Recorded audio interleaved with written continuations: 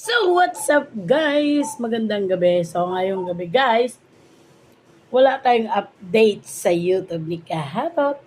Kaya, ito lang ang aking may update ngayon. Kakain tayo. Meron tayo ditong tinatawag na nilatik. Yung. So, ayan po. Ito yung isda na specialty dito sa amin. Ito yung tulingan. Tulingan niya na niluto, ginataan, pinahibas sa gata. May sili, ayan, complete yan. So, kakain lang naman tayo. Yan lang ang ulam ko. So, yun na naman guys. Wala kasi tayong ibang update ngayon ay. Dahil si Kahatot ay pansamantala mo ng lumaylo sa kanyang vlog. Kaya, maglalagay na lang ako kahit mga short videos dito. So, tara, kain tayo.